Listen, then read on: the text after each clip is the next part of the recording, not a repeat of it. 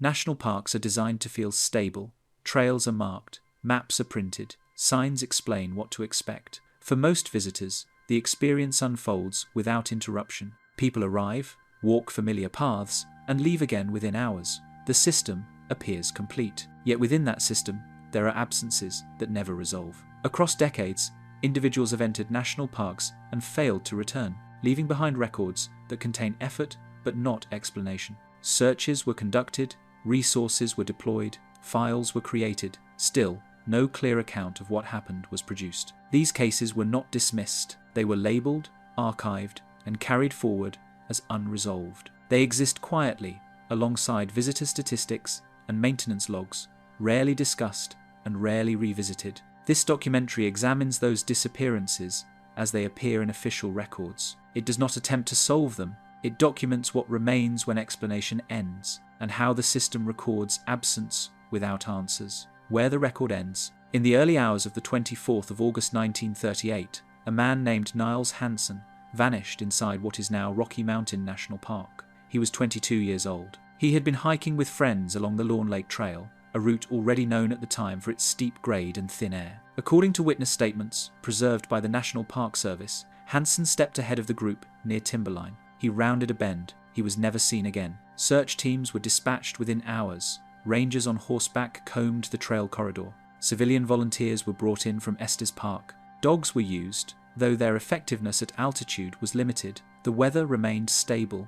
There was no storm, no avalanche, no obvious hazard recorded that day. Despite this, no trace of Hansen was found. Not a footprint, not a torn garment, not a sign of a fall. After weeks of searching, the case was closed with a brief notation: missing, cause undetermined. This phrasing appears often in early park records. In the first half of the 20th century, national parks were expanding faster than their ability to document incidents within them. Rangers kept handwritten logs. Many reports were summary documents rather than full investigations. When a person disappeared without physical evidence, there was little language available to explain it. Unexplainable was not a conclusion. It was an admission of absence. By the 1,950 seconds, disappearances had become more systematically recorded. National Park Service incident logs began to include timestamps, weather notes, and search duration. Still, patterns emerged that resisted interpretation. In Yosemite National Park, multiple hikers vanished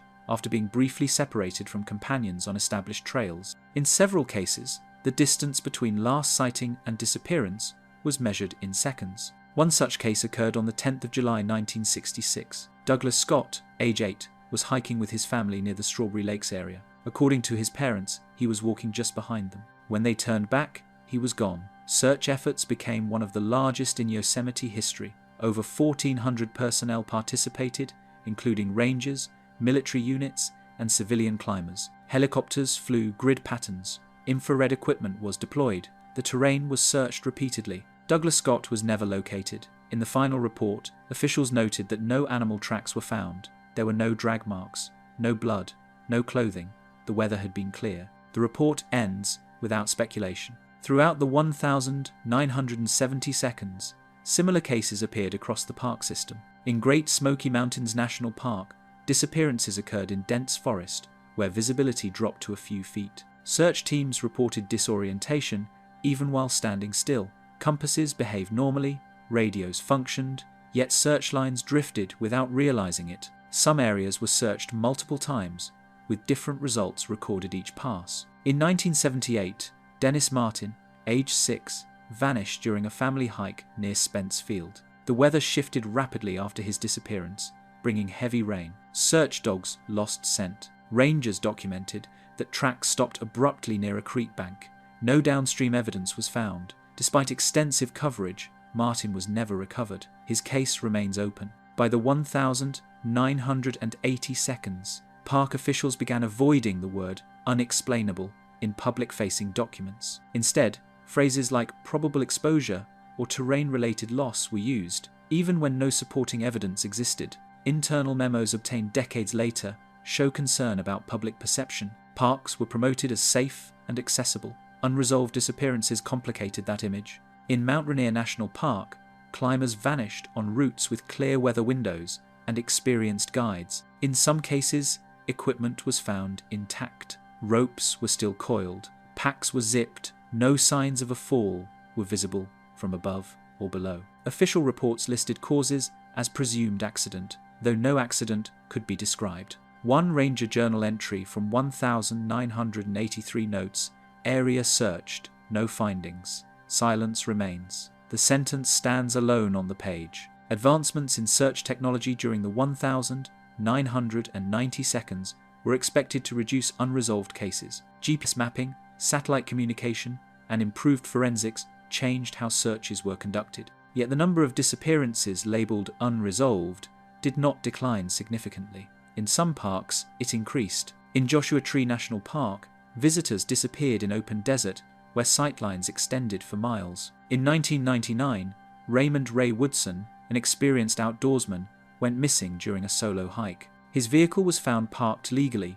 His water supply remained inside the car. No tracks were visible leaving the area. Searchers noted that wind conditions should have preserved footprints for several hours. None were present. In the official case summary, a single sentence reads, "No indicators of direction of travel." Across parks, a recurring detail appeared in ranger debriefs. Many missing individuals were last seen near natural boundary features, creek crossings, tree lines, rock fields. These were not dangerous locations by themselves. They were transitions, areas where one terrain shifted into another. Searchers often lost scent or visual continuity at these points. A 2005 internal training document from the National Park Service acknowledges this difficulty. It states, "Search probability decreases sharply at terrain transition zones due to dispersion of sign." The document does not elaborate further. Public interest in these cases rose sharply in the early 2000s, driven by online archives and freedom of information requests. Families seeking answers encountered incomplete files. Some reports ended mid-page. Others referenced evidence no longer present. In several instances, original ranger notes could not be located. When asked about these gaps, park officials cited record retention limits, staff turnover, and the age of the cases. No centralized database of park disappearances existed. Each park maintained its own system. Cross-park analysis was rare. In 2011, a retired ranger from Sequoia and Kings Canyon National Parks gave an interview in which he described unresolved cases as the ones that teach you how little control you have. He emphasized that most disappearances likely had ordinary explanations: falls, exposure, disorientation. But he admitted that some cases lacked any supporting evidence for those outcomes. "There's nothing to point to," he said. "That's the part people don't understand." By the late 2010 seconds, search and rescue protocols became more standardized. Time thresholds were defined. Probability maps guided deployment. Still, when a search ended without findings, the classification remained the same: unresolved, cause undetermined. In annual reports, these cases appear as numbers. They are not described. They are not contextualized. They sit quietly among statistics. National parks cover millions of acres. They contain mountains, forests, deserts, wetlands, and tundra. They change daily. Light shifts, weather moves, sound carries unevenly. People enter with expectations shaped by maps and signage. When those expectations fail, the record does not always fill the gap. Some disappearances leave behind stories. Others leave only silence. In the archive, that silence is labelled. It is given a file number. It is closed without explanation. The landscape remains, vanishing on familiar ground. Most disappearances do not begin deep in remote wilderness. They begin close to paths already walked, well-used trails, designated campsites, areas marked on maps and reinforced by signage. These locations are chosen because they are familiar, controlled, and assumed to be low risk. On the 14th of June 1952, Harold A. Neal, age 46, disappeared less than a mile from a developed campground in Yosemite National Park. He had arrived with friends for a weekend trip. According to ranger interviews, Neal left the campsite in the late afternoon to retrieve water from a nearby creek. The route was flat, the vegetation was sparse, visibility extended in all directions. When he did not return, a search was initiated before nightfall. Search teams covered the creek corridor repeatedly. His footprints were visible near the water's edge. They stopped abruptly in dry soil. No slide marks were recorded. No disturbance to brush or ground cover was observed. Rangers noted that the area showed no signs of animal activity. Neal's canteen was never recovered. The final report states that the subject left the established area for unknown reasons. In many cases, the distance between last confirmed location and disappearance measures less than a few hundred feet. This proximity complicates reconstruction. There is little time for deviation, little opportunity for extended travel. When nothing is found, the absence feels immediate rather than gradual. In 1971, Mary Louise Pettingill, a school teacher from Oregon, vanished while walking a loop trail in Crater Lake National Park. The trail was clearly marked. It circled a meadow used daily by visitors. Witnesses reported seeing her pass a trail junction at approximately 2:40 p.m. Another hiker entered the same junction less than 10 minutes later and did not see her ahead. Search crews found no indication she had left the trail. The terrain surrounding the meadow was open. Rangers documented that visual sweep revealed no anomalies. The case file contains a photograph of the junction. It shows packed dirt, clear edges, no obstruction. Pettingill was never located. Campgrounds introduce another pattern. Many missing persons are last seen at sites surrounded by others. Tents nearby, fires lit, vehicles parked within sight. These are not solitary environments. Yet disappearance occurs without immediate detection. On the 3rd of August 1984, Leonard Pruitt, age 62, went missing from a campground in the Great Smoky Mountains. He was camping with extended family. At dusk, he told relatives he was going to the restroom facility approximately 300 yards away. He did not take a flashlight. The path was maintained and bordered by low fencing. Family members waited. After 20 minutes, they followed the path. Pruitt was not there. Rangers responded quickly. The campground was closed to incoming visitors. Dogs were brought in within hours. Scent reportedly followed the path halfway, then dissipated near a drainage ditch. No evidence was found beyond that point. In the report summary, a ranger noted that the subject vanished within an area under continuous human presence. No explanation was offered. Established trails create expectations of continuity. When a person enters them, observers assume linear movement. Searchers often begin with this assumption, extending outward along the path. When nothing appears, the logic begins to collapse. A recurring feature in these cases is the lack of deviation evidence. No broken branches, no disturbed soil, no scuff marks where someone might have stepped off trail. In some reports, rangers specifically note that the missing individual was wearing bright clothing.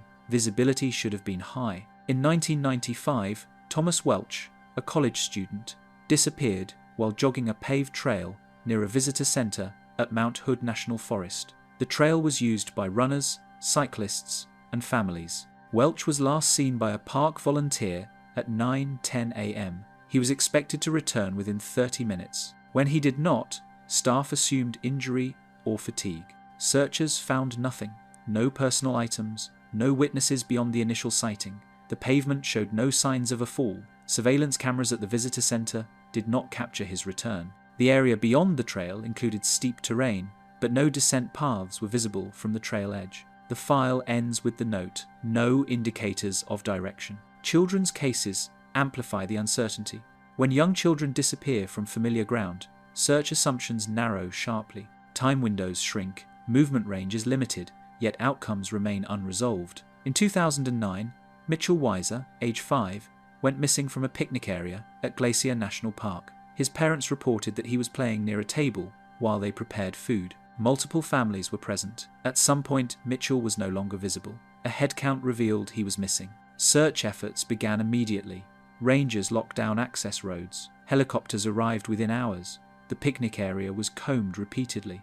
No footprints leaving the area were identified. Rangers documented that the ground was dry and receptive to tracks. None were found. In the days that followed, search grids expanded outward. Despite the speed of response, no trace was discovered. The final report lists unexplained disappearance from developed area. Familiar ground creates confidence. That confidence shapes behavior. People relax vigilance. They assume that others will notice problems. In many cases, this delay is measured in minutes. Those minutes are often the only gap available. Rangers have noted that disappearance near trails or campsites creates psychological blind spots. Searchers expect clues to exist because the environment feels controlled. When none appear, the absence itself becomes the dominant feature. Internal training notes from the late 1990 seconds reference this phenomenon. One document states, "In high-use areas, lack of evidence should not be interpreted as lack of event. The note is underlined.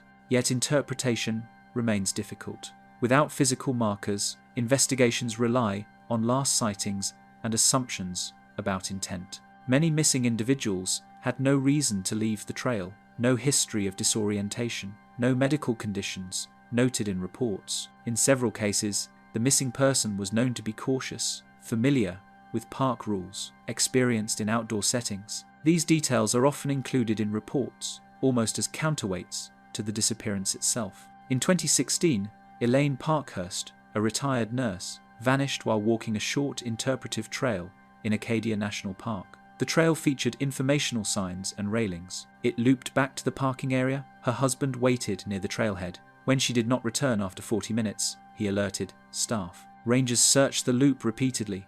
The trail surface was gravel. Edges were clearly defined. No disturbance was recorded. Parkhurst's vehicle remained in the lot. Her purse was inside. Weather conditions were mild. The case remains open. Across decades, these incidents share common characteristics: proximity, visibility, immediate absence. They resist narrative progression. There is no chase, no descent, no recovery. The person is present, then not. Official language reflects this stagnation. Reports avoid speculation. They end with statements of effort rather than outcome. Area searched. No findings. Case remains unresolved. The public often assumes danger lies far from safety. These cases suggest otherwise. Disappearance does not require isolation. It does not require distance. It can occur where people feel most secure. On the map, these locations are marked clearly. Trails are drawn, campsites are labelled, visitor centres anchor the landscape. Yet the record shows that familiarity does not guarantee traceability. The ground looks the same after the search ends. Weather without warning. Weather in national parks rarely announces itself with clarity. It changes through accumulation rather than arrival.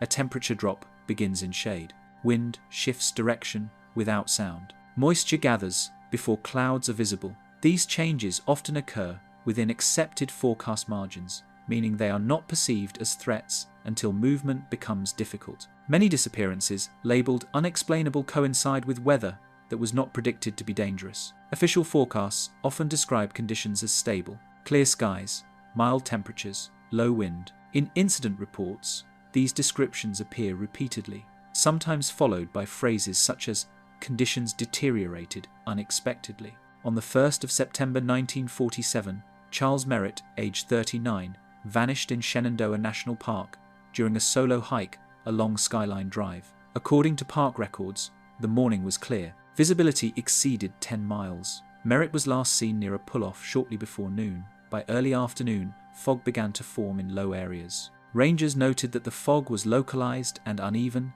moving through forested sections while leaving ridgelines clear. Search teams reported that visibility dropped suddenly within wooded corridors. Sound became muted. Orientation markers were lost within minutes. Merritt was never found. The final report states that environmental conditions likely impaired navigation, though no specific mechanism was identified. Fog appears frequently in unresolved cases. It does not behave uniformly. In mountainous terrain, fog can settle into pockets, creating abrupt transitions between clear air and near-zero visibility. A person moving at a normal pace can cross this boundary in seconds. In Olympic National Park, rangers documented multiple disappearances during late summer fog events. One case from 1961 involved Elaine Brooks, a botanist conducting a routine survey near the Hoh Rain Forest. She was familiar with the area. She carried standard equipment. Her notes were later found neatly packed in her vehicle. She did not return from the field. That afternoon, mist moved in from the coast. Rangers described it as thick but calm. There was no storm, no wind damage. Searchers entering the forest reported difficulty maintaining line of sight even when standing a few feet apart. Brooks was never located. Cold weather presents a different pattern. In several cases, temperature shifts occurred without precipitation or visible warning. These drops affected both physical endurance and decision-making. On the 12th of October 1974, William Hartley, age 53, disappeared in Rocky Mountain National Park during an afternoon hike. Forecasts predicted mild fall conditions. Hartley wore light clothing. By late afternoon, temperatures fell sharply as cloud cover increased. Rangers later recorded wind chill values near freezing at elevation. Search teams found no evidence of Hartley seeking shelter, no signs of fire building, no discarded clothing. The area was searched extensively over the following week. Snow arrived days later, further obscuring potential evidence. The report concludes with probable exposure, though no trace supported that assessment. Rain introduces another variable. Heavy rainfall alters terrain quickly. Trails soften, tracks dissolve, creek levels rise, sound patterns change, masking movement and calls for help. In 1988, Karen Liu, a graduate student, went missing in Great Basin National Park during a sudden rain event. She had set out on a short hike after a morning briefing that predicted scattered clouds. By midday, rainfall intensified beyond forecast. Rangers documented flash runoff in normally dry channels. Searchers noted that footprints visible earlier in the day were erased within hours. Scent dogs were deployed, but failed to establish a trail beyond the initial area. Liu's pack was later found near a rock outcrop. It was dry. Its contents were undisturbed. No path away from the location was identified. The official report describes rapid environmental alteration. Wind-driven weather affects perception in less obvious ways. Strong winds distort sound direction. They mask footsteps. They alter balance on uneven ground. Several disappearances occurred during periods of high wind without other extreme conditions. At Mount Rainier in 1992, Andrew Coulson, an experienced climber, vanished during a descent under windy but clear conditions. His climbing partner reported hearing movement behind him, then nothing. When he turned, Coulson was gone. There was no shout, no visible fall. The wind at the time exceeded 40 miles per hour. Search crews found no broken equipment, no rope disturbance, no slide marks. The weather report lists high wind advisory, but no storm warnings were issued. In desert parks, heat plays a role similar to cold. Rapid temperature increase can occur without cloud cover. Dehydration and heat stress can impair judgment before visible distress occurs. In Joshua Tree National Park, several disappearances occurred during spring months when temperatures rose faster than forecast. In 2003, Michael Reyes, age 27, went missing during a day hike under clear skies. His water supply was deemed sufficient for planned distance. Rangers later recorded ground temperatures exceeding predictions by mid-afternoon. Searchers found Reyes' hat near a rock formation. There were no tracks leading away, no evidence of collapse, no indication he sought shade or water beyond his planned route. The case was closed as unexplained loss under environmental stress. Snowfall complicates searches in a different way. Fresh snow preserves tracks briefly, then erases them completely. Wind redistributes accumulation unevenly. Searchers may interpret absence of tracks as absence of movement. In Yellowstone National Park, winter disappearances often involve snow transitions. In 1996, Laura Finch, a wildlife volunteer, vanished during a routine check near a geyser basin. Light snow fell throughout the day. Rangers documented that early tracks were visible, then disappeared as snowfall intensified. Search grids were established, but wind shifted snow cover repeatedly. No consistent trackway was identified. Finch was never recovered. The report references dynamic snow conditions. Across parks, rangers note that weather does not need to be severe to disrupt orientation. Subtle changes can break continuity. A trail disappears under fog. A landmark is obscured by rain. Sound is carried away by wind. These effects are often underestimated. Training manuals emphasize preparation for known hazards. Sudden weather occupies a smaller section. It is difficult to train for unpredictability without overstating risk. Visitors rely on forecasts and signage. When those tools fail, response time shortens. In many reports, weather is listed as a contributing factor rather than a cause. This distinction matters. A contributing factor explains difficulty. A cause requires a mechanism. Often, no mechanism is recorded. One internal memo from 2008 states, environmental shifts can accelerate loss events without leaving direct evidence. The memo does not expand on this statement. The absence of evidence following weather-related disappearances is often attributed to environmental erasure. Rain removes tracks, snow buries items, wind scatters scent, yet in some cases, conditions stabilize quickly, and nothing is found even then. Rangers have described arriving at search zones after weather passes,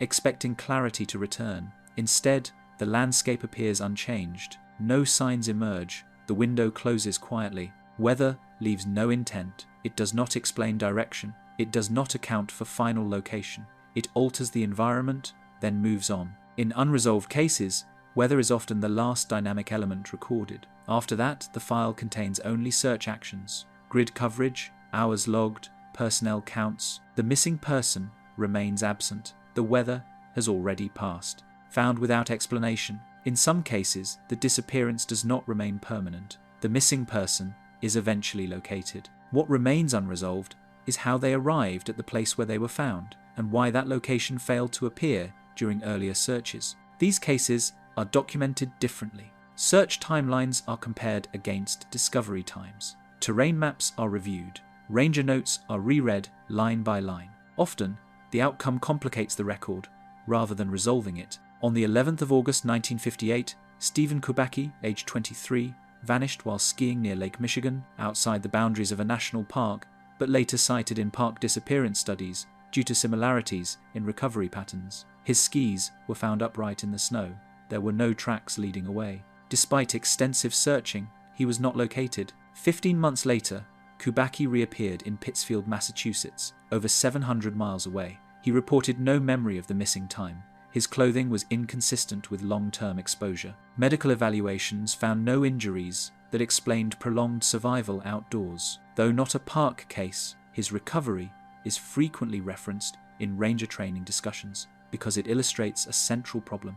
Reappearance does not equal explanation. Within national parks, similar patterns occur on a smaller scale. In 1969, Arthur Myers, a retired engineer, disappeared in Grand Canyon National Park after separating from his hiking group near Phantom Ranch. He was last seen stepping aside to adjust his boot. Rangers initiated a search within the hour. Helicopters scanned the canyon walls. Searchers covered rim-to-river corridors repeatedly. 7 days later, Myers was found alive on a narrow ledge several miles from his last known location. The ledge had been searched from above and below. Rangers documented that it offered no obvious access route. Myers was dehydrated but coherent. He could not explain how he reached the ledge. He reported periods of confusion and long gaps in memory. The official report lists subjects located in previously searched area. No further clarification is offered. In 1977, Nancy Muir, age 34, vanished during a solo hike in Zion National Park. Her vehicle was found at a trailhead. Her planned route followed a well-traveled canyon path. After 3 days of searching, her case was downgraded to recovery status. On the 5th day, Muir was discovered sitting beside the trail, less than a mile from the trailhead. She was alive, but disoriented. Rangers noted that the area where she was found had been passed by search teams multiple times. Muir stated that she believed she had been walking continuously, yet no one had seen her. Medical evaluation showed dehydration and mild hypothermia, inconsistent with the duration she was missing. The report includes the phrase, timeline incongruent with condition. In several cases, individuals are found in locations that appear physically inaccessible given known terrain constraints. In 1986, Robert Alvarez, an experienced climber, disappeared in Sequoia National Park during a routine ascent. Weather conditions were stable. He carried sufficient gear. After 4 days of searching, his body was found at the base of a slope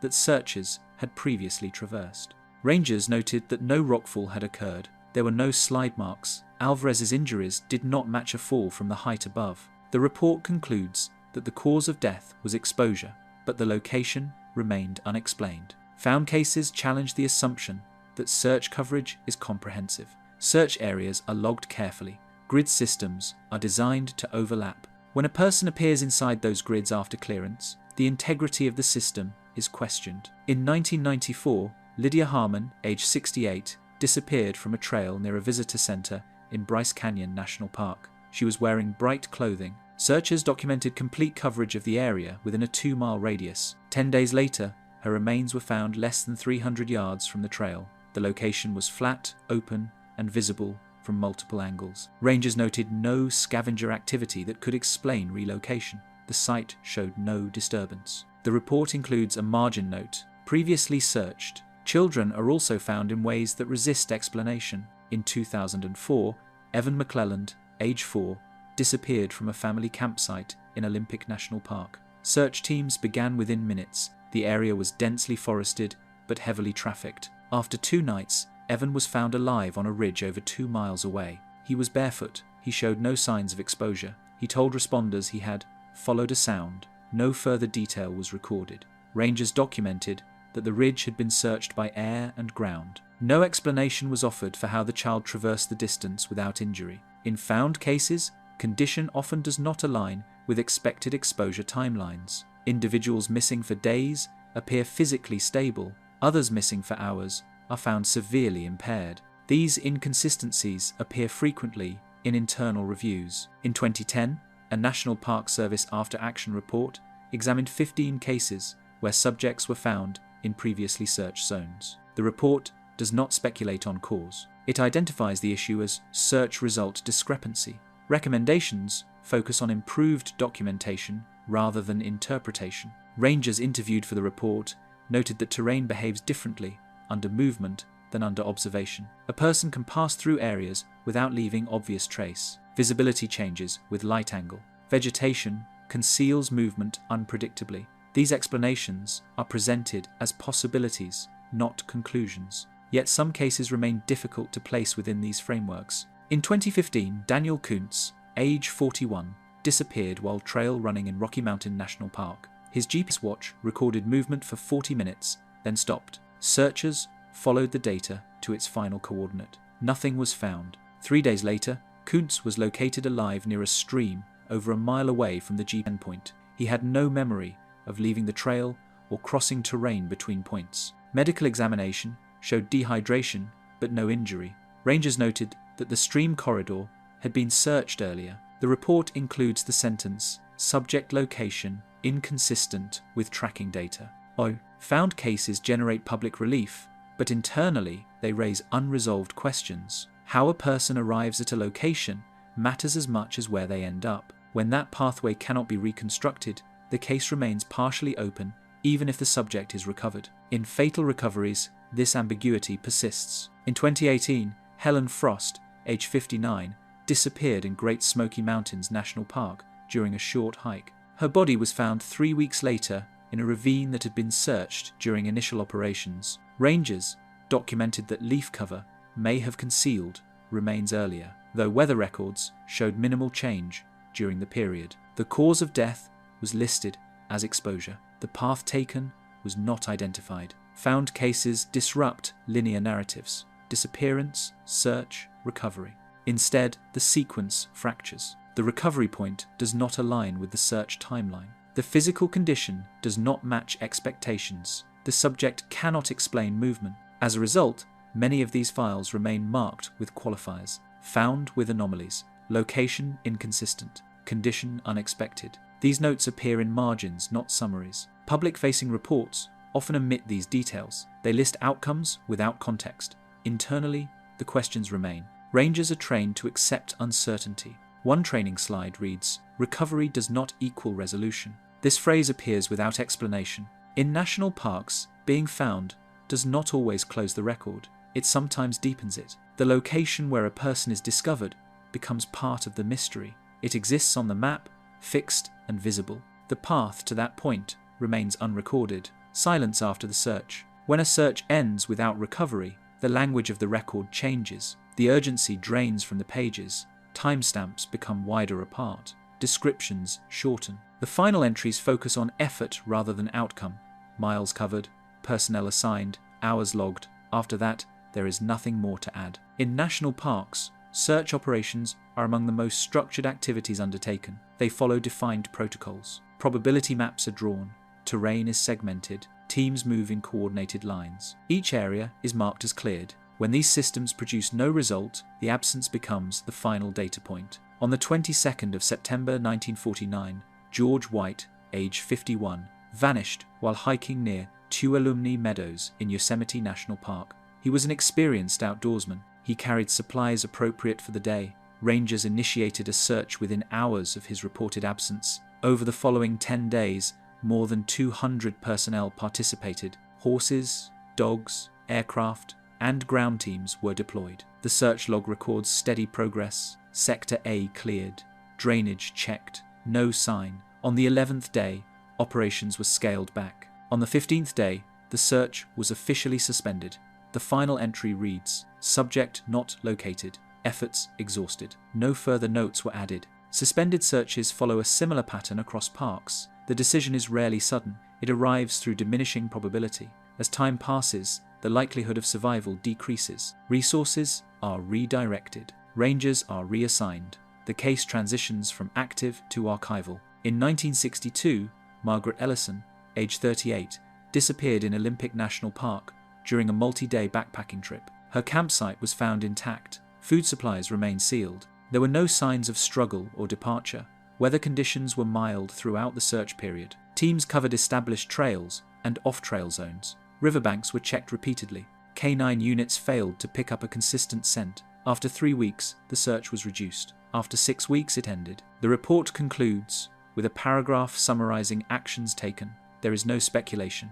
The last sentence states, "No evidence located to determine cause or direction of travel." In some cases, silence follows not because of time, but because of terrain. Certain environments resist interpretation, even under thorough examination. In the canyon systems of the American Southwest, vertical complexity limits visibility. A person can move through narrow passages that are invisible from above. In 1975, Ronald Pierce, age 29, went missing in Canyonlands National Park. He was last seen near a marked overlook. His vehicle remained parked. Rangers suspected a fall. Searchers descended nearby canyons. Rappel teams examined cliff faces. Aerial surveys were conducted under optimal light conditions. Nothing was found. Rangers noted that shadows and rock formations created blind zones impossible to clear completely. The search was suspended after 12 days. The report notes, terrain precludes full visual confirmation. Forested parks present a different challenge. Dense vegetation absorbs sound. It conceals movement. It limits sightlines even at close range. In 1981, Helen Ramirez, age 44, disappeared in the Great Smoky Mountains. She left a campground in the early morning to photograph wildlife. She did not return. Searchers covered trail networks and off-trail sections. Rain fell intermittently during the first week. Rangers documented that ground cover was thick enough to conceal a person lying still within a few feet. Despite repeated passes, no trace was found. The search ended after 18 days. The final note reads, "Environmental conditions and vegetation density prevented definitive clearance. Once a search ends, the case enters a period of quiet maintenance. Files are stored. Occasional inquiries are logged. Family members may request updates. Rangers respond with the same summary. No new information." In 1993, a review of unresolved cases across multiple parks identified a common outcome: the absence of follow-up. Without new evidence, cases remain static. They are not actively revisited unless prompted by discovery or external request. One ranger involved in that review wrote, "The silence is procedural." The phrase appears without elaboration. Silence also reflects institutional limits. National parks do not operate as investigative agencies beyond the scope of search and rescue. Once recovery efforts end, authority shifts. Local law enforcement may be notified. In many cases, jurisdiction becomes unclear. In 2002, Daniel Price, age 35, vanished in Lassen Volcanic National Park. After 2 weeks of searching, park officials closed active operations. The case was referred to county authorities. No further action was taken. The park file contains a note indicating transfer. The county file contains no additional material. Between the two systems, the disappearance rests without resolution. Some searches end quietly, even when circumstances suggest proximity. In 2010, Laura Nguyen, age 26, went missing during a short hike near a trailhead in Mount Hood National Forest. Her phone last connected to a tower less than a mile from the parking area. Rangers searched within that radius extensively. After 5 days, no evidence emerged. The search was suspended. Rangers documented that area likely contains subject, but no location could be identified. The contradiction remains in the file. Silence after the search does not mean inactivity at the time. It means the process reached its limit. All reasonable actions were taken. What remains is absence without context. In annual park reports, these cases are reduced to numbers. Missing persons unresolved. They are not named. They are not described. They appear alongside statistics on visitor counts and trail maintenance. Families often struggle with this transition. During active searches, information flows regularly. After suspension, communication slows. Updates become formal. Letters replace briefings. In correspondence archived from the late 1980 seconds, multiple families asked similar questions. Will the area be searched again? What happens now?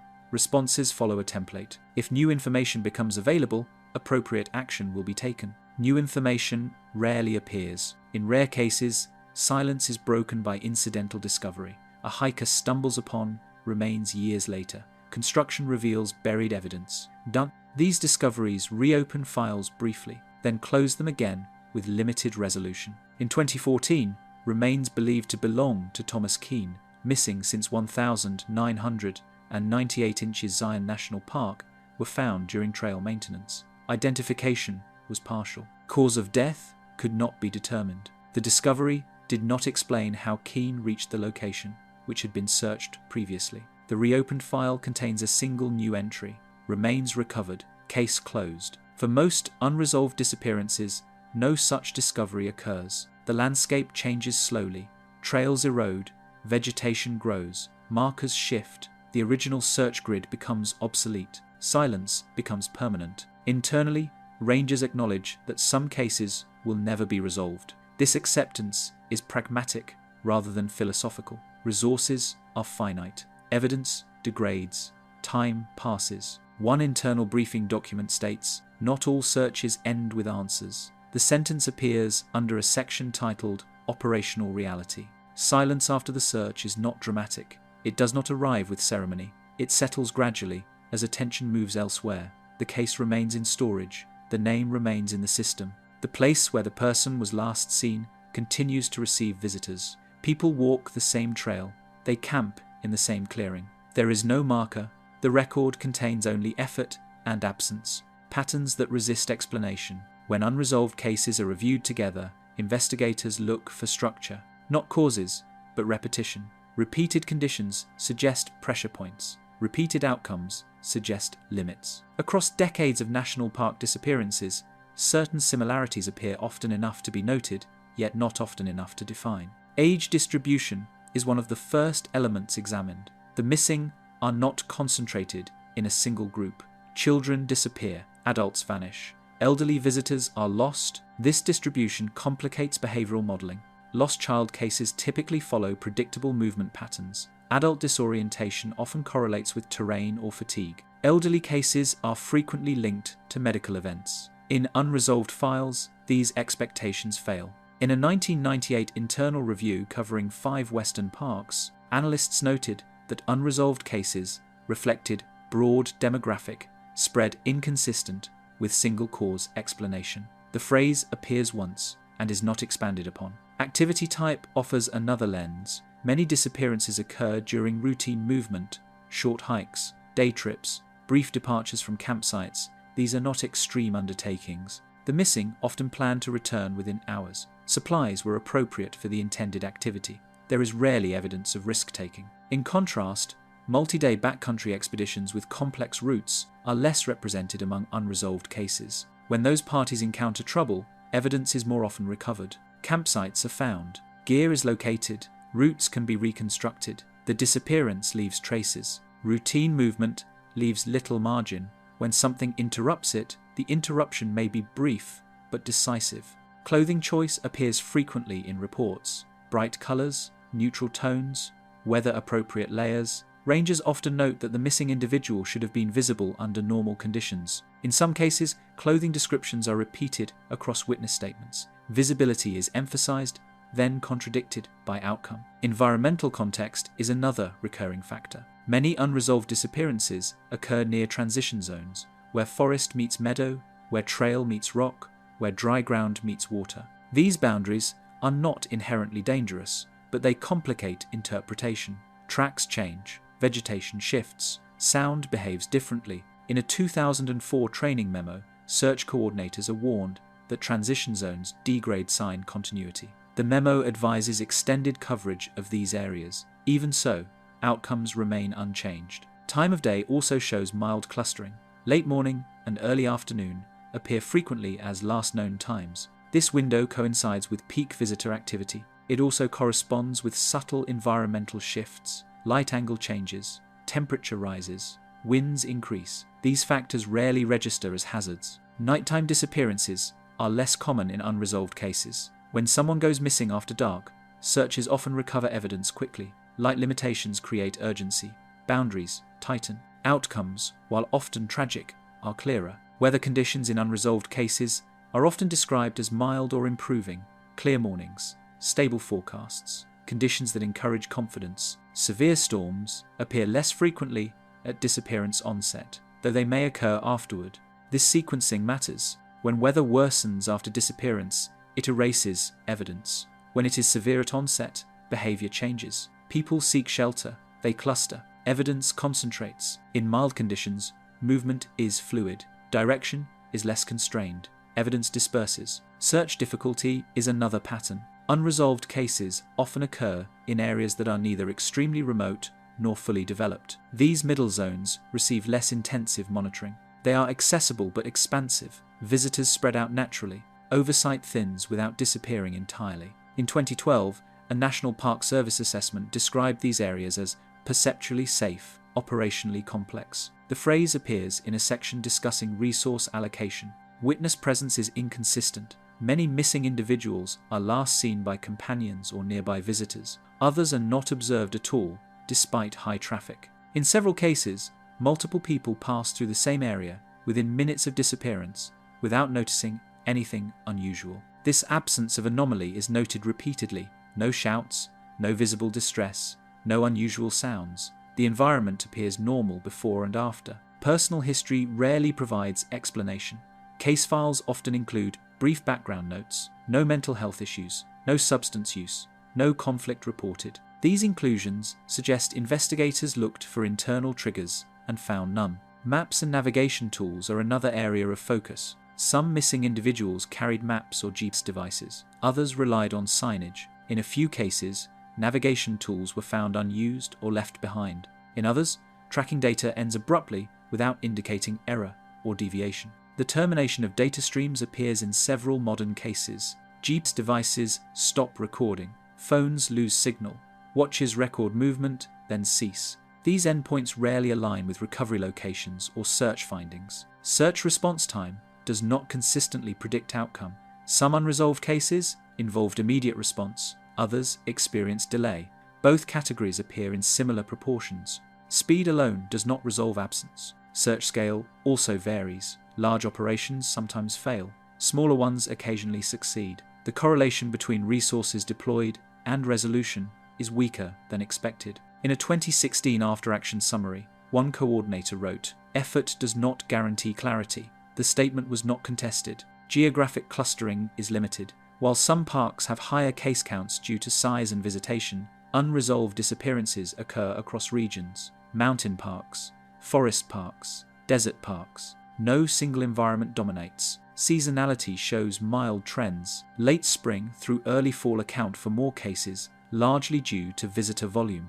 Winter cases are fewer but often clearer in outcome. Snow preserves evidence briefly. Cold constrains movement. The lack of a defining pattern is itself a pattern. Investigators note similarities but cannot assemble them into a predictive framework. Each case shares some features with others, but no feature appears in all. This fragmentation limits explanation. Without a common mechanism, cases remain isolated despite surface resemblance. Analysts resist overgeneralization. Training materials caution against forcing patterns where none can be confirmed. Public interest often seeks singular answers. Internal reviews do not. They emphasize variance, they list constraints, they avoid conclusions. One internal slide, used in search coordination training, displays a list titled Commonalities Observed. Beneath it are bullet points that end with a note, non-diagnostic. This term appears often. Non-diagnostic, present but not explanatory. Patterns that resist explanation do not disappear. They remain visible without resolving. They inform training, they shape caution, they do not yield cause. As a result, unresolved disappearances remain classified individually. Each file stands alone. Cross-reference is limited. Comparison is cautious. The landscape does not change to accommodate understanding. Trails remain. Boundaries persist. Visitors continue to move through the same spaces under similar conditions. The record grows slowly. Each new unresolved case adds data without clarity. Patterns accumulate without converging. In the absence of explanation, documentation becomes the priority. Accurate timestamps, clear search logs, precise language. These elements do not solve cases, but they preserve context. Rangers are trained to accept this outcome, not as failure, but as limit. The system records what it can. Beyond that, it stops. Patterns that resist explanation are noted, then set aside. They are referenced without emphasis. They inform process rather than theory. In national parks, mystery is not framed as anomaly. It is treated as remainder, what cannot be accounted for after all reasonable measures are applied. The files remain open. The labels remain neutral. The ground remains unchanged. The limits of search technology. Modern search operations rely on tools that did not exist when many early park disappearances occurred. Satellite mapping, aerial imaging, GPS tracking, thermal sensors, and digital coordination platforms now define standard response. These systems are designed to reduce uncertainty. They compress time. They extend reach. They create records that can be reviewed after the fact. Despite this, unresolved disappearances continue to occur. Technology changes how searches are conducted, but it does not remove environmental complexity. It does not guarantee detection. In some cases, it introduces new assumptions that later fail under field conditions. The adoption of GPS-based tracking in the late 1990 seconds reshaped search planning. Teams could log exact routes, coverage could be visualized in real time, overlaps could be reduced, gaps could be identified. This shift improved accountability. It did not ensure recovery. In a 2001 disappearance in Rocky Mountain National Park, James O'Neill, age 42, went missing during a solo hike. Search teams used GPS units to record movement across designated grids. After 6 days, the coverage map showed near total saturation of the area within a 5-mile radius. No evidence was found. The after-action report notes that search completeness exceeded historical averages. The report also notes that completeness did not correlate with outcome. Aerial surveys introduced another layer. Helicopters and fixed-wing aircraft allow rapid scanning of large areas. Later, drones added low-altitude precision. These platforms are effective under certain conditions. They are limited by others. Dense forest canopy blocks visibility from above. Rock overhangs create blind zones. Light angle affects contrast. Thermal imaging, often assumed to detect any human presence, performs poorly under tree cover, near warm rock, or during temperature inversion. In 2007, Melissa Grant, age 31, disappeared in Olympic National Park. Aerial thermal sweeps were conducted during early morning hours, when temperature contrast should have been optimal. No heat signatures were detected. Ground teams later noted that fallen logs and dense undergrowth created layered concealment. A person could be present without generating a detectable thermal outline. The technology functioned as designed. The environment absorbed its advantage. Digital mapping also reshaped expectations. High-resolution topographic data creates the impression of total knowledge. Every slope, drainage, and contour appears accounted for. In practice, these models simplify reality. Small terrain features are often generalized. Narrow ledges, sinkholes, and microcanyons may not appear distinctly. In rugged parks, these omissions matter. In 2013, Caleb Morrison, age 24, vanished in Zion National Park while trail running.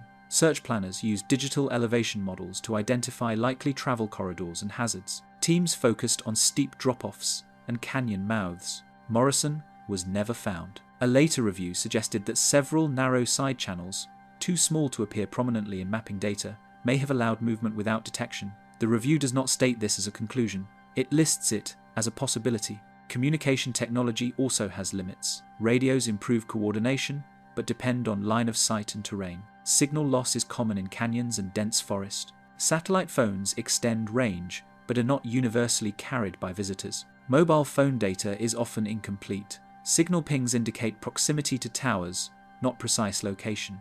Battery failure, device shutdown, or software error can end data abruptly. In 2018, Rachel Kim, age 29, disappeared in Sequoia National Park. Her phone last connected to a tower near the park entrance. Search teams focused initial efforts within that area. Later analysis showed that the tower serviced a much larger region than assumed. The report includes a note: cell data overestimated spatial precision. Technology also affects search duration. Faster deployment can lead to faster saturation, which can shorten active operations. When initial searches produce no results despite advanced tools, probability models drop quickly. This creates a paradox. Improved capability can lead to earlier suspension.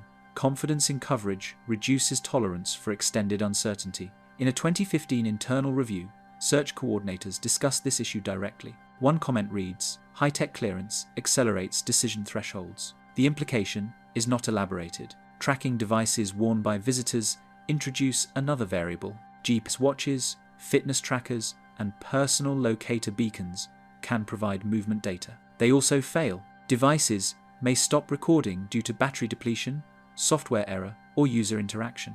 Data gaps are not always diagnostic. A stop signal does not confirm immobility. In 2019, Daniel Ruiz, age 35, went missing in Mount Hood National Forest while wearing a GPS-enabled watch. The device recorded steady movement for 90 minutes, then stopped. Search teams focused on the final coordinate. Nothing was found. Ruiz's remains were never recovered. The final report states that device cessation point did not correspond with recovery location. No further explanation is offered. Search dogs are often cited as among the most effective tools. Their limitations are well documented. Scent disperses unpredictably. Weather, terrain, and time degrade reliability. In several unresolved cases, dogs established scent briefly, then lost it without directional indication. These moments are recorded precisely. They do not resolve direction of travel.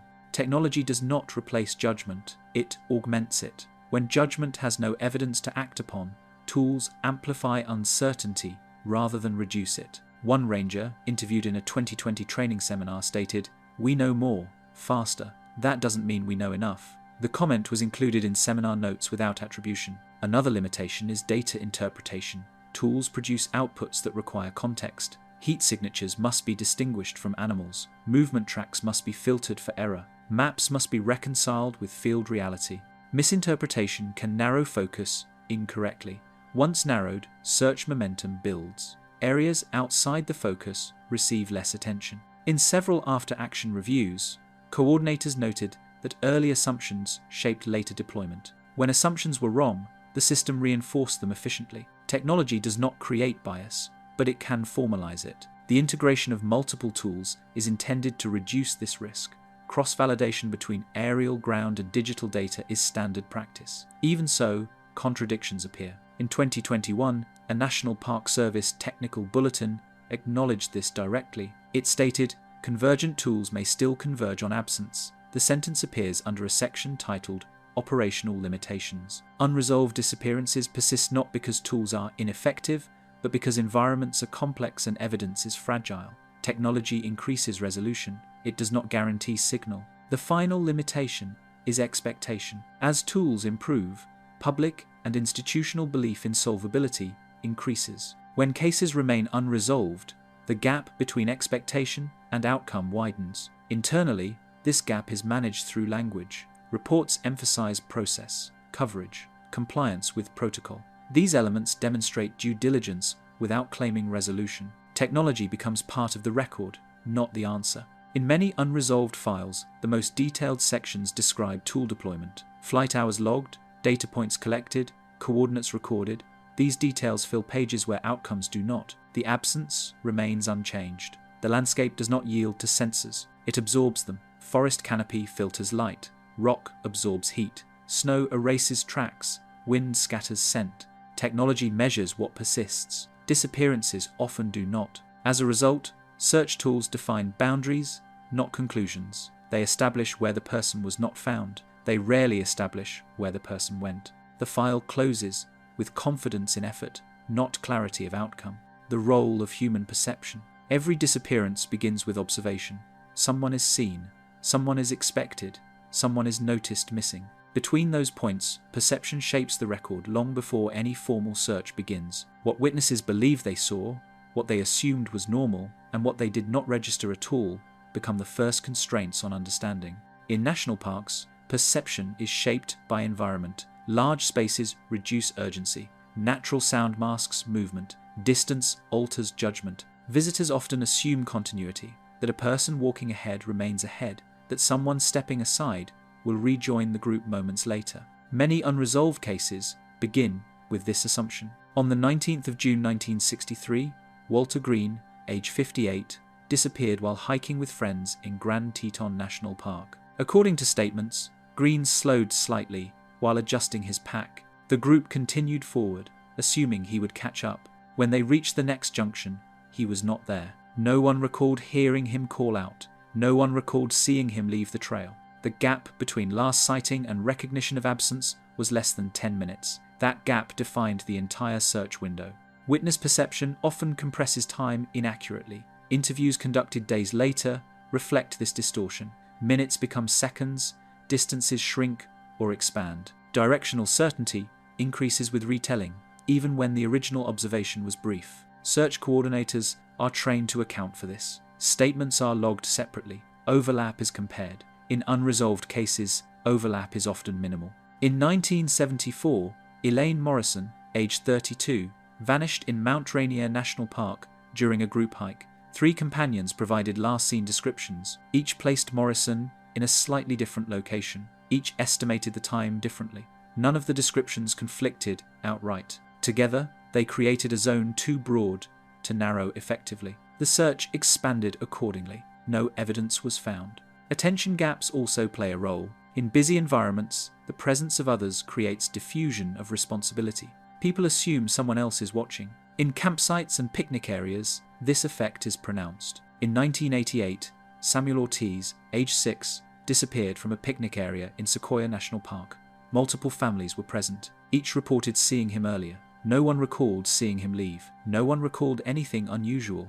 Rangers documented that visual familiarity reduced vigilance. The phrase appears in a post-incident review. Adults are subject to similar effects. In trailhead parking areas, visitors come and go without scrutiny. Movement blends into routine. In 2001, Daniel Foster, age 40, went missing after being seen near a trail map board in Acadia National Park. Several visitors later recalled a man standing there. None could say how long he remained. None noticed when he left. His vehicle remained in the lot for days. Perception also affects searches. Early assumptions guide deployment. If witnesses believe the missing person stayed on trail, off-trail areas may receive less attention initially. If companions believe the person was confident, disorientation may be discounted. These assumptions are not errors. They are reasonable interpretations based on available information.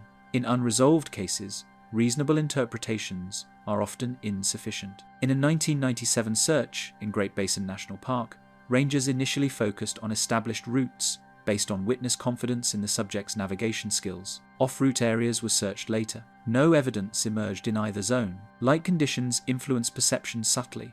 Changes in angle alter depth judgment. Objects appear closer or farther than they are. Movement across uneven ground can look continuous when it is not. In mountainous terrain, this effect is amplified. A person stepping behind a rock formation may appear to continue forward. In reality, they may have changed direction entirely. Several ranger interviews reference this phenomenon without naming it.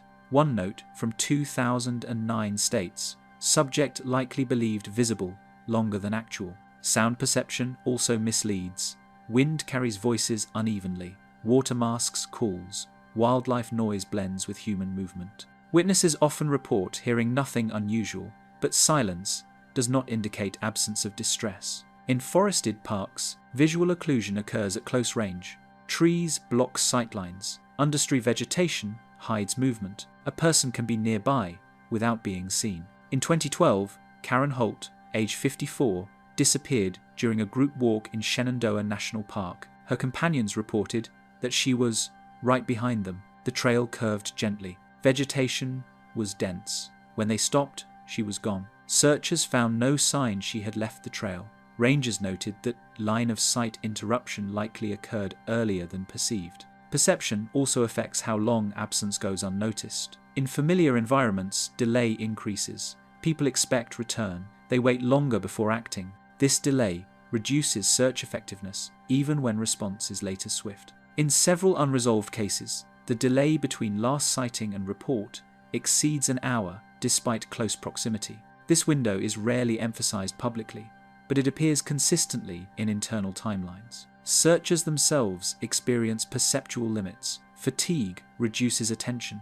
Repetition dulls sensitivity. After hours of scanning similar terrain, anomalies become harder to detect. Training emphasizes rotation and rest, but extended operations strain these safeguards. In unresolved cases, searches often span days. The environment remains constant. Attention wanes. In a 2014 after-action review, one coordinator wrote, "The longer we look, the more normal everything appears." The line was underlined. Expectation also shapes interpretation of evidence. When searchers expect to find nothing, ambiguous signs may be dismissed. When they expect to fall, vertical terrain receives emphasis. When they expect disorientation, drainages are prioritized. These expectations evolve dynamically. They are adjusted as searches progress. In unresolved cases, adjustments do not converge on clarity. Perception is also filtered through institutional language. Reports favor neutral phrasing.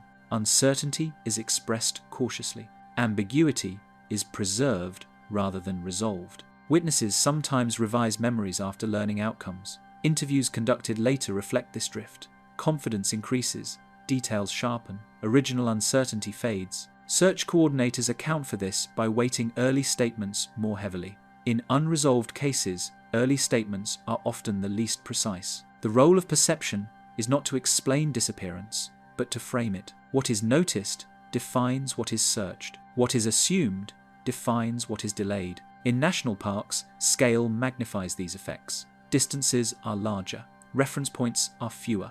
Human perception evolved for smaller spaces. Parks exceed those bounds. Rangers are aware of this limitation. Training materials include sections on cognitive bias and observational error. These sections offer mitigation strategies, not solutions. One slide reads, "Perception shapes reality until evidence intervenes." In unresolved cases, evidence does not intervene. The timeline becomes fixed early. Last seen here, expected there, missing after this moment. Everything that follows operates within that frame. When the frame is incomplete, the record remains incomplete. The disappearance itself may be brief. The uncertainty that follows is prolonged. Perception does not fail dramatically. It drifts quietly. It fills gaps with expectation. It smooths over discontinuity until absence becomes undeniable. By the time the absence is recognized, the landscape has already absorbed the moment. When records do not align, every disappearance generates paperwork, initial incident reports, witness statements, search logs, after-action summaries. These documents are created by different people at different times, under different conditions. In resolved cases, discrepancies are often corrected by discovery. In unresolved cases, they remain. Misalignment between records is not unusual. It becomes significant when no physical evidence exists to anchor the timeline. Dates, times, and locations then carry more weight than they were designed to bear. In national parks, the first record is often informal. A ranger notes a concern. A visitor reports someone overdue. A log entry is made before a case number exists. These early notes shape everything that follows. On the 7th of July 1970, Franklin Moore, age 49, disappeared in Yosemite National Park. The initial log lists the report time as 6:40 p.m. A later incident report lists it as 7:15 p.m.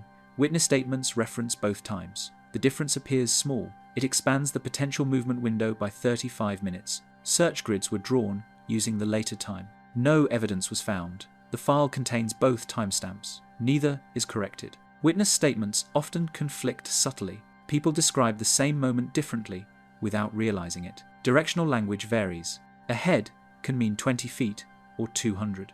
Near the junction may refer to different markers depending on perspective. In a 1982 disappearance in Grand Canyon National Park, 3 hikers reported seeing Elaine Porter, age 36, shortly before she vanished. One placed her above the switchbacks, another placed her below. The third could not recall elevation, but remembered sun position. Search teams covered all described zones. The inconsistency widened the area rather than narrowing it. The reports remain in the file without reconciliation. Search logs introduce another layer. Teams record coverage as they move. Conditions change. Fatigue sets in.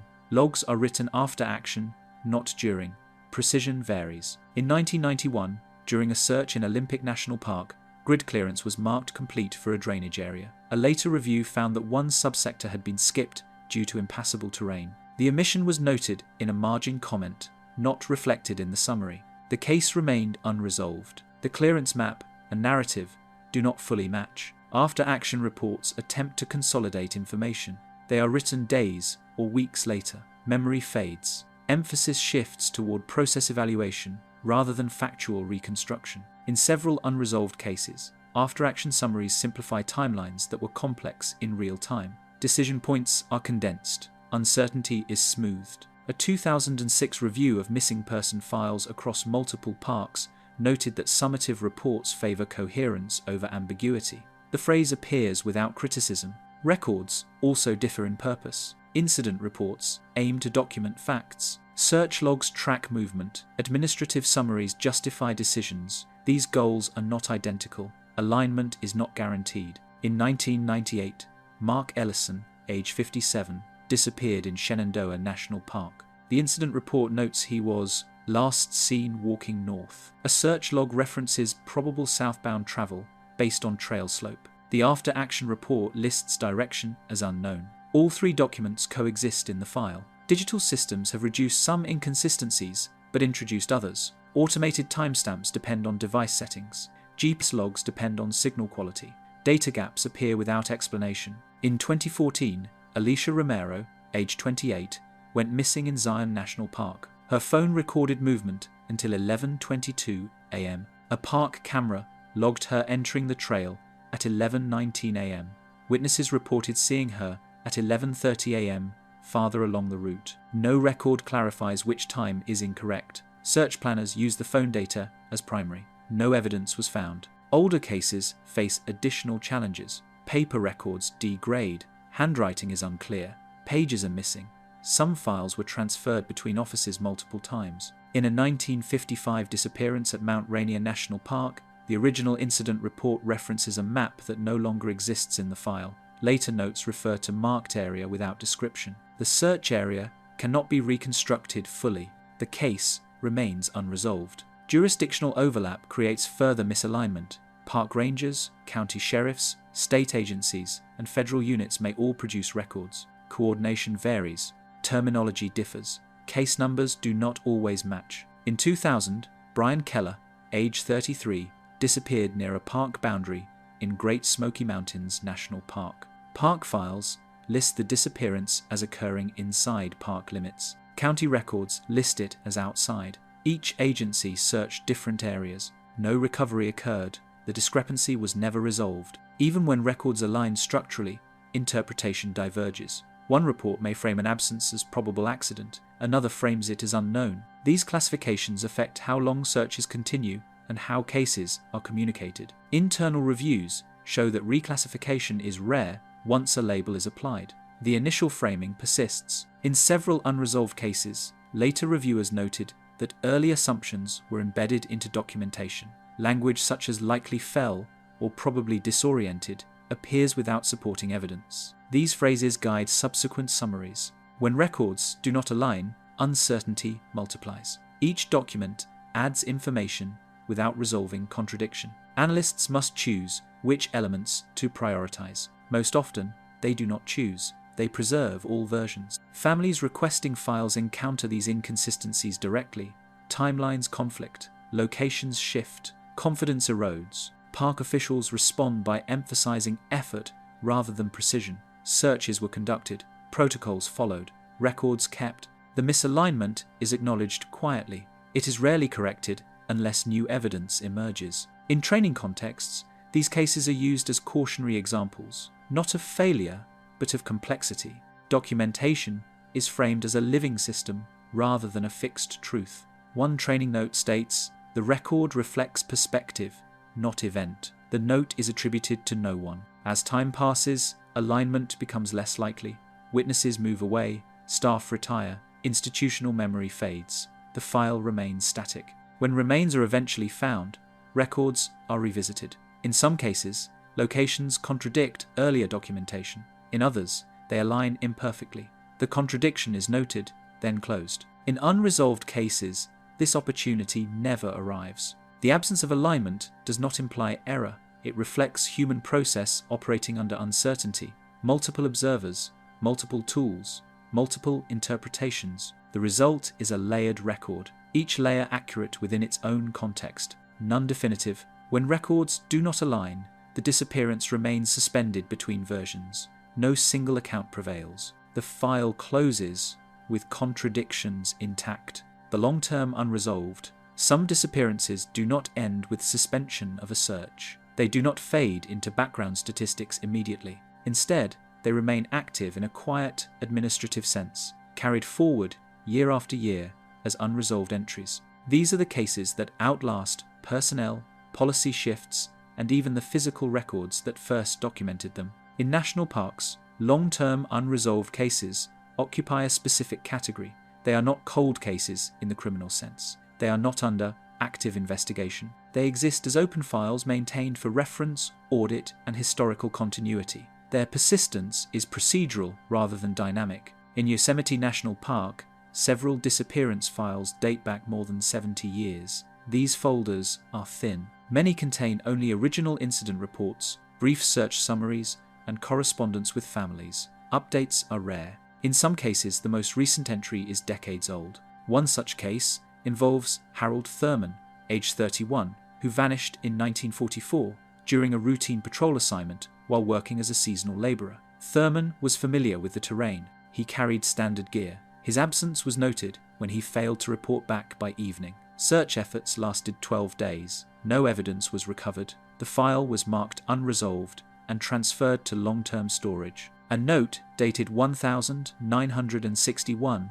indicates that the file was reviewed during an internal audit. No new information was added. The next entry is from 1987, when a family member requested copies of the original reports. Nothing else follows. Long-term unresolved cases are maintained differently depending on park size and administrative structure. Some parks store files on site, others transfer them to regional offices or federal archives. Over time, physical continuity breaks. Documents are relocated, filing systems change. In Sequoia and Kings Canyon National Parks, a review conducted in 2003 found that several unresolved disappearance files lacked original search maps. The maps were referenced in reports but could not be located. Staff concluded they had likely been discarded during earlier records consolidation. The case summaries remain intact. The spatial detail is gone.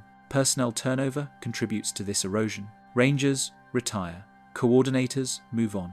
Institutional memory resets. New staff inherit files without context beyond what is written. In interviews conducted for a 2010 National Park Service archival review, several long-serving rangers noted that unresolved cases often feel abstract to newer staff. The names are unfamiliar. The landscapes have changed. Trails have been rerouted. Vegetation has grown. The disappearance remains recorded. The environment no longer matches the description. Some cases persist because families continue to ask questions. Periodic inquiries prompt file retrieval. Staff review contents. Responses are issued.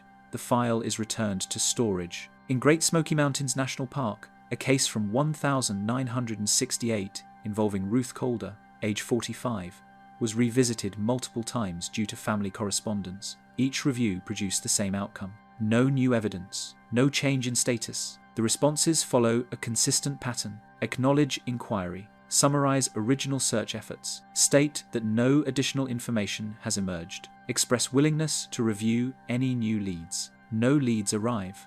Long-term unresolved cases are also affected by evolving standards. Search protocols change. Documentation expectations increase. When older cases are reviewed against modern standards, gaps become apparent. In a 2015 audit of legacy cases in Mount Rainier National Park, analysts noted that early 20th century files lacked precise timestamps, weather logs, and grid documentation. These absences do not indicate negligence. They reflect the norms of the time. Modern reviewers can identify what is missing. They cannot replace it. Technology does not bridge this gap retroactively. Satellite imagery cannot reconstruct past ground conditions. GPS cannot recover undocumented movement. Thermal imaging cannot see into decades-old absence. As a result, long-term unresolved cases remain frozen at the level of detail originally captured. Some files include marginal annotations added years later.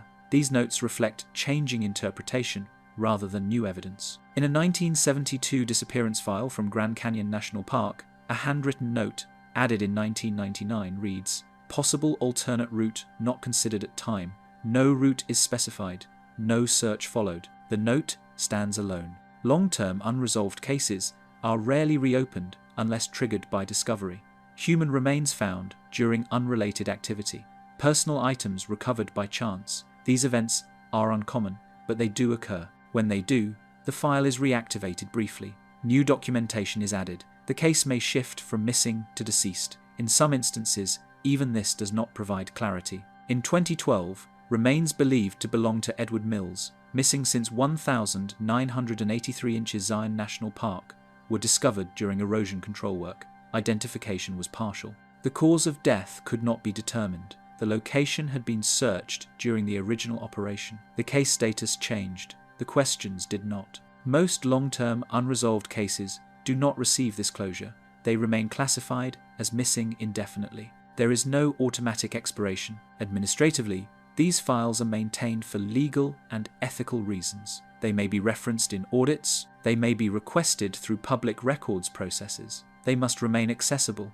Emotionally, they occupy a different space. Rangers interviewed about long-term cases often describe them as background presence rather than active concern. The knowledge exists. It does not intrude daily. One ranger described them as names that stay on the list. The list is not displayed publicly. Over time, these cases contribute to institutional awareness. Training materials reference them indirectly. Lessons are drawn from absence rather than outcome. In a search coordination manual updated in 2020, a section on legacy cases states, historical unresolved incidents underscore the limits of response even under sustained effort. No examples are named. Long-term unresolved cases also influence public perception, though indirectly. When patterns are discussed, these cases form part of the dataset.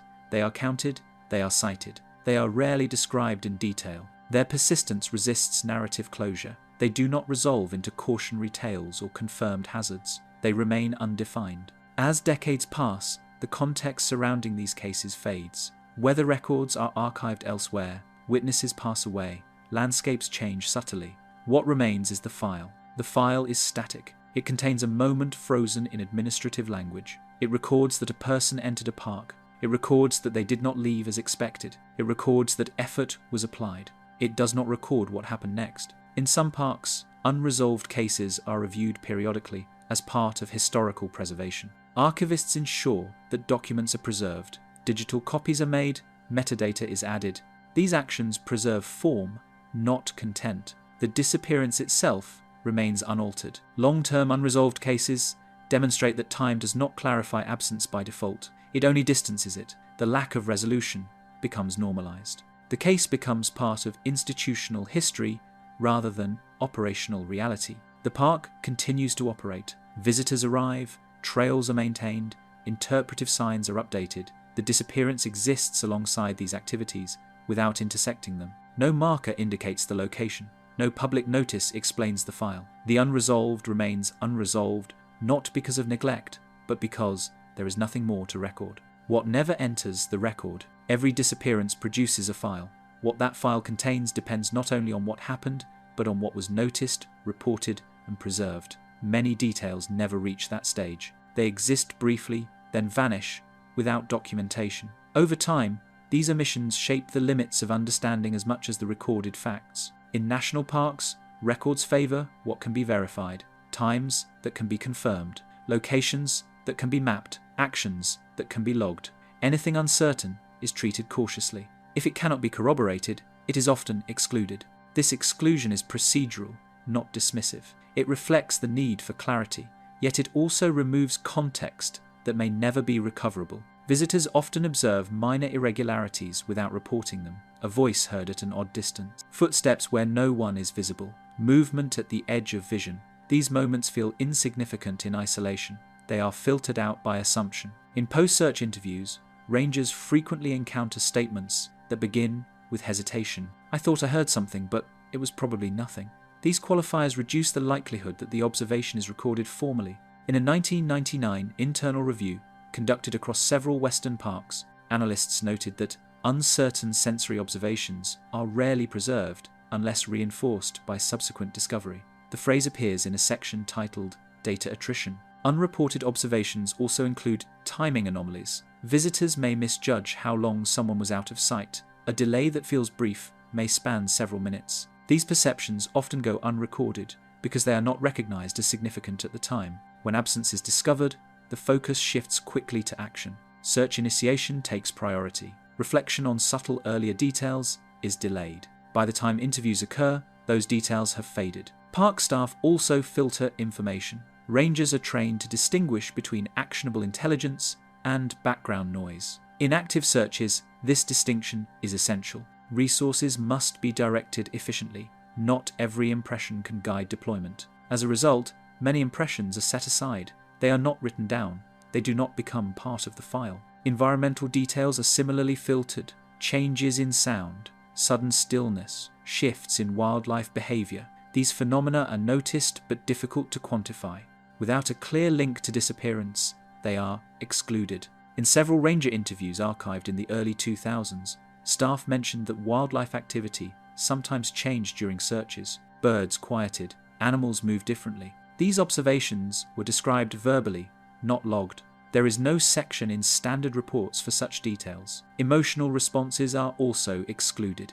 Panic, unease, a sense that something was wrong before it was identified. These feelings influence behavior, but they are not considered data. Witnesses sometimes describe discomfort that preceded recognition of absence, a moment when they expected to see someone and did not. This pre-absence awareness is rarely documented. The record begins when absence is confirmed, not when intuition first stirs. Searchers experience similar gaps. During long operations, individuals may notice inconsistencies that cannot be articulated clearly, a trail that feels wrong, an area that seems overlooked. Without evidence, these impressions remain personal. One retired search coordinator described this in an oral history interview. You get feelings you can't justify. You don't write those down. As a result, the official record reflects certainty more than experience. Equipment data also excludes context. GPS tracks show where searchers went, not what they saw. A cleared grid indicates presence, not perception. It does not record lighting conditions, fatigue, or momentary distraction. A sector may be marked clear even if visibility was compromised briefly. That nuance is lost. Witness reluctance further shapes a mission. Some visitors hesitate to report unusual observations for fear of being wrong. Others assume someone else will mention it.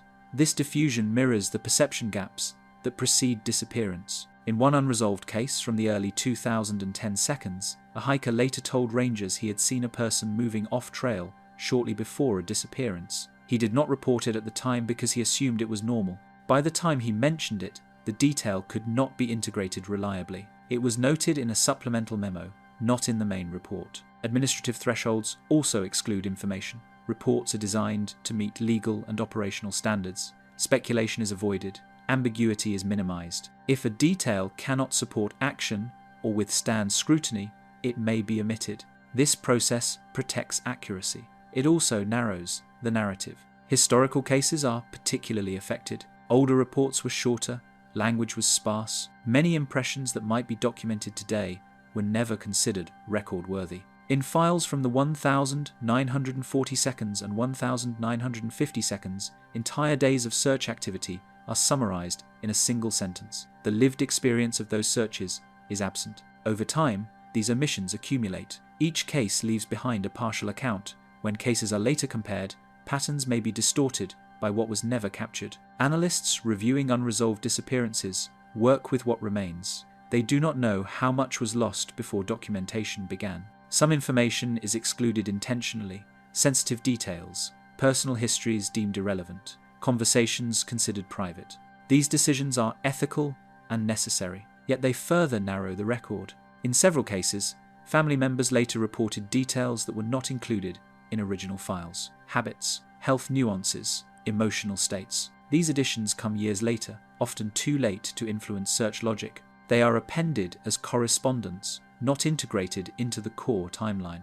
What never enters the record also includes false starts, early assumptions that were abandoned, search directions that were reconsidered, internal debates that shaped strategy. These discussions occur verbally and are rarely preserved. After-action reports summarize decisions, not deliberations. One internal guideline states, document outcomes, not uncertainty. This guidance shapes what survives. The absence of uncertainty in records does not mean it was absent in reality. It means it was filtered out. This filtering creates a record that appears cleaner than the event itself. The disappearance seems abrupt, the search seems methodical, the outcome seems final. In reality, the process is uneven. Doubts surface. Possibilities are considered and discarded. These moments vanish once decisions are made. When cases remain unresolved, the absence of these discarded possibilities becomes noticeable. Readers search the file for clues that are not there. What never enters the record cannot be revisited. It cannot be reanalyzed. It cannot be correlated with other cases. This limits retrospective understanding. Analysts can only work with preserved data. Gaps remain invisible. In training contexts, this limitation is acknowledged indirectly. Coordinators are advised to capture as much context as practicable. The phrase suggests awareness without prescribing change. Modern documentation practices include more narrative detail, body camera footage, audio logs, digital notes. These tools capture more, but not everything. Human experience still exceeds recording capacity. As a result, unresolved disappearances remain defined by both what is known and what was never written down. The file presents a version of events shaped by selection. This selection is not malicious. It is procedural. It is constrained by time, standards, and attention. The record ends where documentation ends. What lies beyond that boundary remains unexamined, not because it is unimportant, but because it was never stabilized into text. The absence persists quietly. The landscape afterward. After a disappearance is recorded and a search concludes, the landscape resumes its ordinary function. Trails reopen, campgrounds fill, roads carry traffic at regular intervals. There is no formal transition between an active incident and normal operation. The shift occurs quietly, often overnight. In national parks, locations tied to unresolved disappearances are rarely marked. There are no signs indicating that someone vanished there, no plaques, no barriers. The absence is administrative, not physical.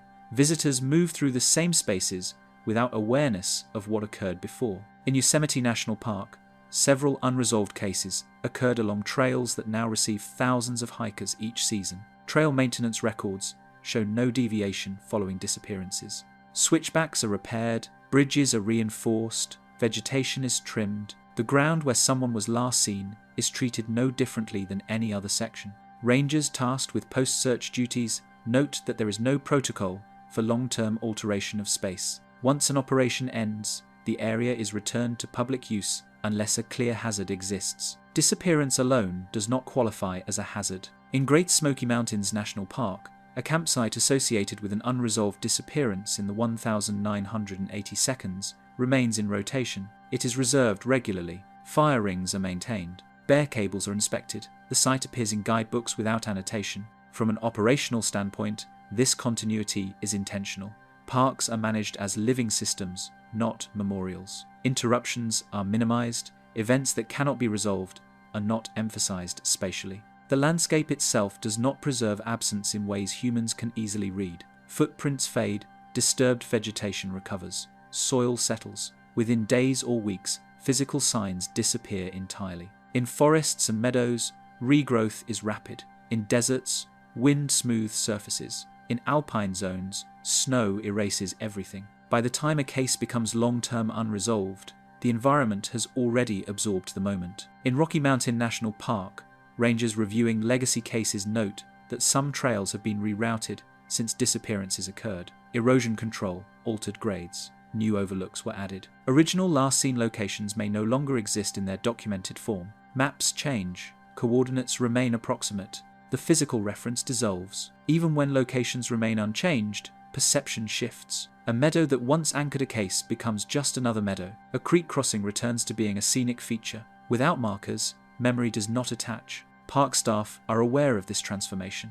In interviews, several rangers described a sense of temporal layering. The knowledge exists, but it does not alter day-to-day interaction with the space. One ranger stated, "You know what happened, but the place doesn't act like it knows." This disconnect shapes how unresolved disappearances persist. They are held in files, not in terrain. The land does not carry labels. It does not signal caution beyond general advisories already in place. Visitors rarely ask about specific locations unless prompted by outside research. When they do, rangers respond carefully. They provide factual summaries without speculation. They do not guide visitors away unless risk is documented. In Zion National Park, several canyon routes associated with disappearances remain open with standard warnings: flash flood risk, heat exposure, navigation challenges. These warnings apply broadly. They are not case-specific. The absence of case-specific marking reflects policy and philosophy. National parks emphasize natural experience. They avoid introducing narrative overlays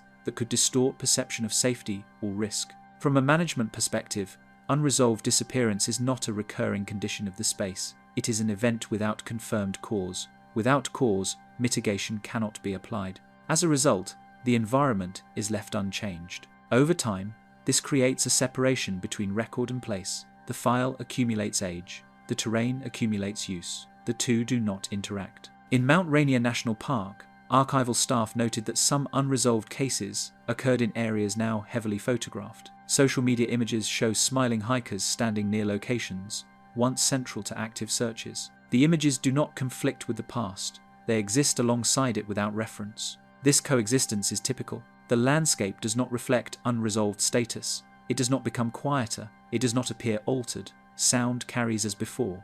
Wildlife follows established patterns.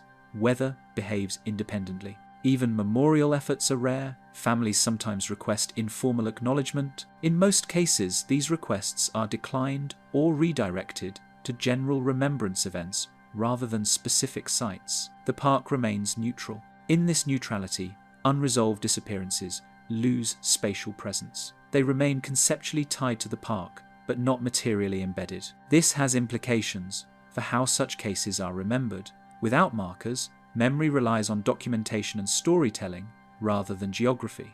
The place becomes interchangeable, the case becomes abstract. Rangers reviewing older files often note this shift. A disappearance from 50 years ago may be associated with a trail name, but not a visible point. New staff may walk the trail without realizing its significance. Training materials rarely include site-specific references. They focus on process. Lessons are generalized, locations are anonymized. This approach prevents overemphasis on singular events. It also ensures that the landscape is not burdened with unresolved narrative. The land continues to function as intended. It offers recreation. It supports ecosystems. It absorbs weather and time. Unresolved disappearances do not interrupt these functions. In this sense, the landscape is indifferent. It does not preserve mystery. It does not reveal answers. It does not respond to absence. What remains is the contrast between human expectation and environmental continuity. Humans seek closure. The land does not provide it. Files remain open. Coordinates remain approximate. Names remain on lists. The ground remains unchanged. Visitors step where others once vanished. They do so without awareness or consequence. The moment has passed. The space has moved on. This does not diminish the disappearance. It defines its boundary. The event exists in administrative and personal memory, not in the physical environment. National parks are designed to outlast individual moments. They carry geological time. Human absence does not register at that scale. As a result, unresolved disappearances settle into a quiet coexistence with ongoing use. They are not erased. They are not acknowledged by the land. They persist only where records persist. The trail continues forward. The clearing fills with light. Nothing indicates what is missing. Some stories do not resolve. They do not end with discovery or explanation. They remain unfinished, held in place by records rather than answers. The disappearances covered here exist in that space, documented carefully, searched thoroughly, and left without conclusion. What remains is not a solution, but a record of effort, limits, and silence. These cases continue to exist quietly, carried forward by memory, by paperwork, and by the landscapes that never changed around them. If this documentation speaks to you, take a moment to stay with the channel.